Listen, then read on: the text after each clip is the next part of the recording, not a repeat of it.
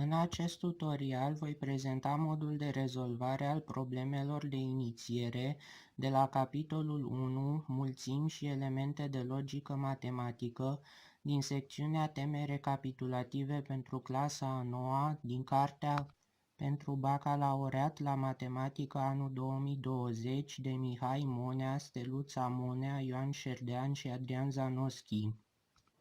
Problema I1. Determinați numărul de submulțimi ale mulțimii A formată din elementele A, B, C și D. Numărul de submulțimi ale unei mulțimi este egală cu 2 la puterea cardinalul mulțimii, care în acest caz este egal cu 2 la puterea a patra, care este egal cu 16. Determinați numărul de submulțimi nevide ale mulțimii A formată din elementele A, B, C, D și E. Numărul de submulțimi nevide este egal cu 2 la puterea cardinalul mulțimii A minus 1, care este mulțimea vidă, care este egal cu 2 la puterea a 5-a minus 1, care este egal cu 32 minus 1, care este egal cu 31. Reuniunea a două mulțimi cu câte 20 de elemente fiecare are 30 de elemente. Determinați numărul de elemente comune ale celor două mulțimi. Cardinal de A reunit cu B egal cu cardinal de A plus cardinal de B minus cardinal de A intersectat cu B. Rezultă că minus cardinal de A intersectat cu B este egal cu cardinal de A reunit cu B minus cardinal de A minus cardinal de B.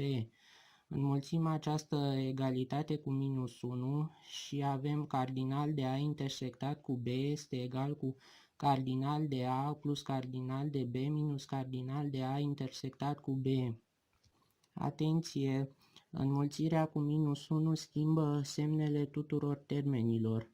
Deci avem cardinal de A intersectat cu B este egal cu 20 plus 20 minus 30, care este egal cu 40 minus 30, care este egal cu 10. Stabiliți valoarea de adevăr a propoziției P. Radical din 3 plus 1 totul la pătrat plus radical din 3 minus 1 totul la pătrat aparține mulțimii numerelor naturale. Deci avem că radical din 3 plus 1 totul la pătrat plus radical din 3 minus 1 totul la pătrat este egal cu radical din 3 la puterea a doua plus 2 radical din 3 plus 1 la puterea a doua plus radical din 3 la puterea a doua minus 2 radical din 3 plus 1 la puterea a doua.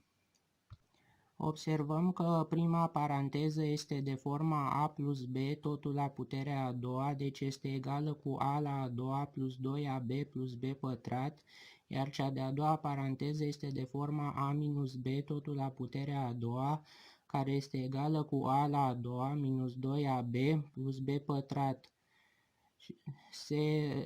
După efectuarea calculelor se reduc 2 radical din 3 cu minus 2 radical din 3 și este egal cu 3 plus 1 plus 3 plus 1 care este egal cu 8, care aparține mulțimii numerelor naturale. Deci propoziția P este adevărată. Fie propozițiile P 2 plus 2 egal cu 5 și Q 1 plus 2 plus 3 plus puncte plus 100 este egal cu 5050. Precizați valoarea de adevăr a propoziției P sau Q. Se observă imediat că valoarea de adevăr a propoziției P este egală cu 0. Efectuăm suma 1 plus 2 plus 3 plus puncte plus 100, care este egală cu primul termen plus ultimul ori numărul de termeni totul supra 2, care este egal cu 100 plus 1 ori 100 totul supra 2, se simplifică 100 cu 2 și avem 101 ori 50, care este egal cu 5050. Deci valoarea de adevăr a propoziției Q este egală cu 1. Valoarea de adevăr a propoziției P sau Q este egală cu 1, deoarece cel puțin una din aceste două propoziții componente este adevărată. Determinați numerele reale A și B dacă avem egalitatea de intervale. Interval închis A minus B, A plus B este egal cu interval închis A1, 7. Îl egalăm pe A minus B cu 1 și pe A plus B cu 7 și obținem astfel un sistem de două ecuații cu două necunoscute. Observăm că în acest sistem se poate aplica direct metoda reducerii, deci adunăm cele două ecuații și obținem că 2A este egal cu 8, deci rezultă că A este egal cu 4. Înlocuim valoarea obținută a lui A într-una din cele două ecuații și avem 4 plus B este egal cu 7, rezultă că B egal cu 7 minus 4, care este egal cu 3. Fie mulțimea A formată din elementele 1, 2, 3, 4 și 5. Determinați numărul de elemente ale mulțimii B egală cu mulțimea numerelor X aparținând mulțimii numerelor reale, cu proprietatea că X egal cu n-1 pe lângă n-2 pe lângă n-3 plus 4, unde n aparține mulțimii A. Observăm că pentru n egal cu 1, 2 sau 3, produsul n-1 pe lângă n-2 pe lângă n-3 este egal cu 0. Deci pentru n aparține mulțimii 1, 2, 3, avem x egal cu 0 plus 4, care este egal cu 4.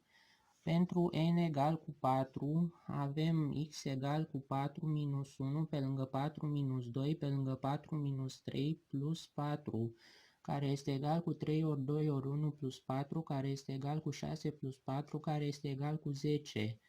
Pentru n egal cu 5, avem x egal cu 5 minus 1 pe lângă 5 minus 2 pe lângă 5 minus 3 plus 4, care e egal cu 4 ori 3 ori 2 plus 4, care este egal cu 24 plus 4, care este egal cu 28.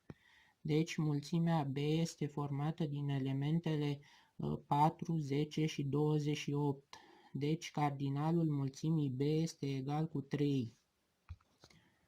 Determinați intersecția mulțimilor A, care este egală cu intervalul deschis 1, 5 și B, care este egală cu intervalul închis 3, 11. Pentru a afla intersecția celor două intervale, desenăm axa numerelor reale și luăm ca unitate de măsură 1 cm. Reprezentăm apoi cu culori diferite cele două intervale și cu simboluri diferite, ținând seama că este interval deschis sau închis. Intersecția celor două intervale este dată de zona în care reprezentările pe axe ale celor două intervale se suprapun. Deci în acest caz este intervalul 3 închis, 5 deschis. Deci A intersectat cu B este egal cu intervalul 3 închis, 5 deschis. Arătați că numărul A egal cu 2 ori 0, perioadă 3 plus 0,1 perioadă 6 este natural.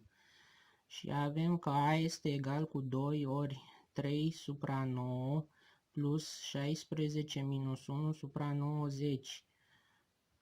Știm din clasele anterioare că pentru a transforma o fracție decimală periodică simplă într-o fracție ordinară, scriem la numărător numărul format din toate cifrele fracției decimale, atât ale părții întregi cât și ale părții decimale, scrise de la stânga la dreapta,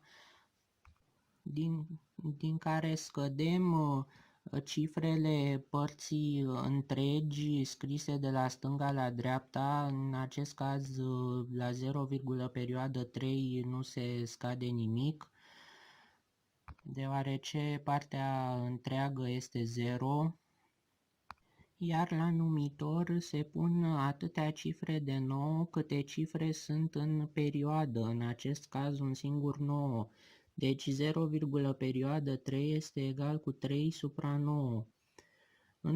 Pentru a transforma o fracție periodică mixtă într-o fracție ordinară, procedăm asemănător, numai că din numărul format din toate cifrele fracției zecimale luate de la stânga la dreapta,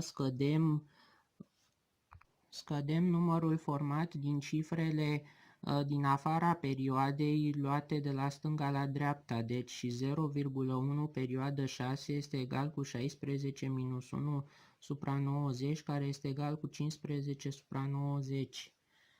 Aceasta este egală cu 2 pe lângă 3 pe 9 plus 15 pe 90, aducem la același numitor. Îmi cer scuze, se simplifică 3 pe 9 cu 3 și 15 pe 90 cu 15 și este egal cu 2 pe lângă 1 pe 3 plus 1 pe 6. Acum aducem la același numitor amplificând prima fracție cu 2 și este egal cu 2 ori 2 plus 1 pe 6, care este egal cu 2 ori 3 pe 6, care este egal cu 6 supra 6, care este egal cu 1, care aparține mulțimii numerelor naturale. Rezolvați în mulțimea numerelor reale ecuația modul de x minus 2 este egal cu 5. Modul de x minus 2 egal cu 5 avem, pentru a rezolva ecuația modul de x minus 2 egal cu 5, avem două situații. Prima situație, x minus 2 egal cu minus 5, rezultă că x egal cu minus 5 plus 2, care e egal cu minus 3, și a doua situație, x minus 2 egal cu 5, rezultă că x egal cu 5 plus 2, care e egal cu 7. Rezultă din acestea două că x aparține mulțimii minus 3 și 7.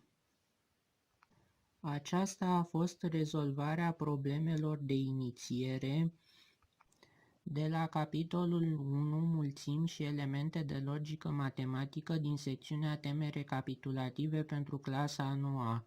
Vă mulțumesc pentru atenție, la revedere!